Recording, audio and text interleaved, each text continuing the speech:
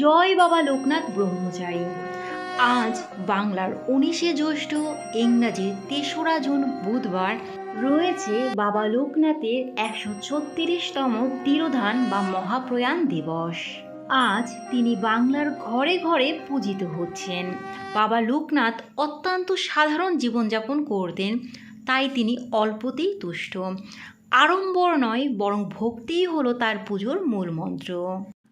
আজ আপনিও নিশ্চয়ই লোকনাথ বাবার পুজো করেছেন, তাহলে এই ভিডিওটি আপনার জন্য খুবই হেল্পফুল হবে।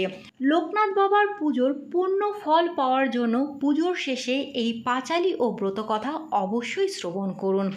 আপনি যদি আজকে পুজো করে নাও থাকেন, তাহলেও এটি শ্রবণে আপনি পুণ্য অর্জন করবেন। আর আপনি যদি লোকনাথ বাবার ভক্ত হয়ে থাকেন, তাহলে কমেন্ট বক্সে জয় বাবা লোকনাথ লিখতে ভুল করবেন না। চলুন বন্ধুরা, এবার তাহলে শ্রবণ করা যাক লোকনাথ বাবার পাঁচালী ও ব্রতকথা। ত্রিকালজ্ঞ মহাযোগী লোকনাথের জয়, পাপী তাপী উদ্ধারিতে হলেন উদয়। এসো এসো পাপী তাপী আর ভক্তজন, লোকনাথ বাবার কথা করহ শ্রবণ। আবির্ভূত হন বাবা কচুয়া গ্রামেতে, জনমিল লোকনাথ ঘোষাল গৃহেতে। পিতা রাম কানাই ঘোষাল, কমলা দেবী মাতা, ধর্মপরায়ণ তিনি সতী প্রতিব্রতা। 11 বর্ষ যবে লোকনাথ হলো, ভগবান গাঙ্গুলি তারে সন্ন্যাস দীক্ষা দিল।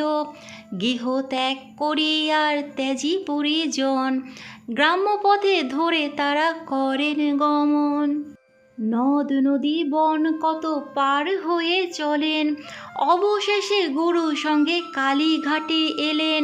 বেনি মাধব বাল্য সাথী সঙ্গেতেই ছিল, শিষ্যদয়ে গুরু নানা যোগ শিখাইল।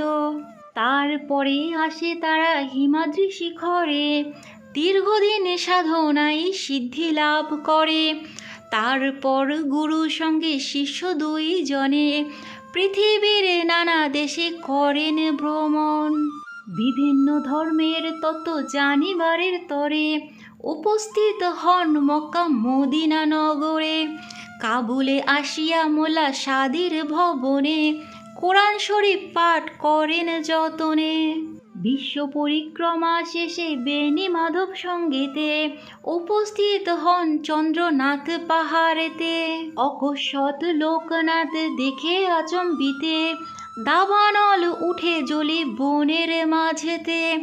সে সময়ে লোকনাথ জানিয়া অন্তরে, অগ্নি থেকে রক্ষা করে বিজয় গোস্বামীরে।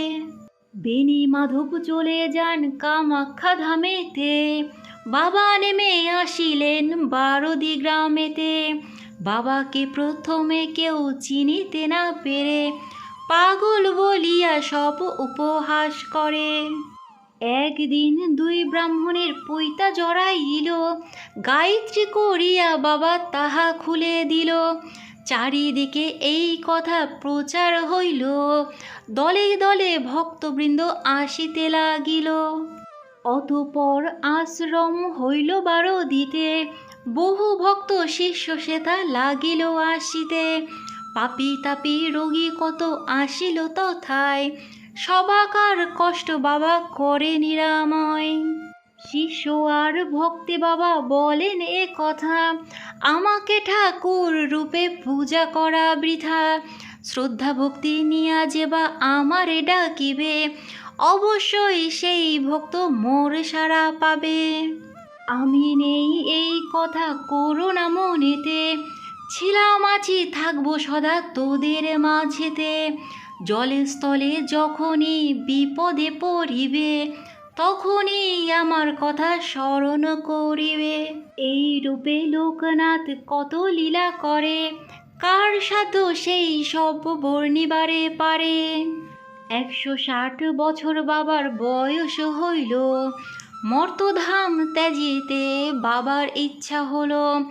1297 সাল 19শে জ্যৈষ্ঠেতে, দেহ ত্যাজি যান বাবা অমর লোকেতে।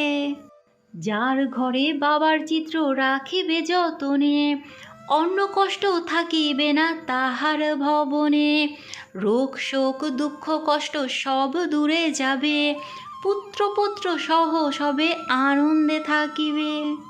বাবার পাঁচালি যে বা পরে কিংবা শুনে, পুণ্যবান সেই জন সদা রেখো মনে, কোনো মন্ত্র কোনো দীক্ষা নাই তার নামে মহামন্ত্র এই মর্তধামে। যত বেশি তার নাম উচ্চারিত হবে, মানব কল্যাণ তত অধিক হইবে। জয় জয় লোকনাথ জগতের পতি, তব পদে অধমের থাকে যেন মতি, তব পদে অধমের থাকে যেন মতি। জ্ঞান বলে দ্বৈত ভাব করিলে বর্জন, তোমার নামেতে মুক্ত হয় জীবগণ। ত্রিলোকের গুরু রূপে প্রকাশ ধারায়, প্রণামী হে লোকনাথ তোমার রাঙা পাই। লোকনাথ বাবার পাঁচালী সমাপ্ত। জয় বাবা লোকনাথ ব্রহ্মচারী জয়। জগতের মঙ্গল করো বাবা, সবার মঙ্গল করো। আজকের ভিডিওটা এই পর্যন্তই। যদি আপনাদের ভালো লাগে তাহলে লাইক কমেন্ট এবং শেয়ার করবেন। পরবর্তী ভিডিওর আপডেট পাওয়ার জন্য চ্যানেলটি সাবস্ক্রাইব করে পাশে থাকবেন। নমস্কার।